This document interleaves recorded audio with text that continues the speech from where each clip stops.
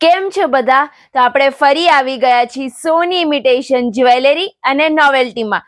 આજની પ્રોડક્ટ છે diamond long mangalsutra with earring. તો તમે જોઈ શકો છો કે અત્યારે અમારી પાસે નવું કલેક્શન આવી ગયું છે મંગલસૂત્રના.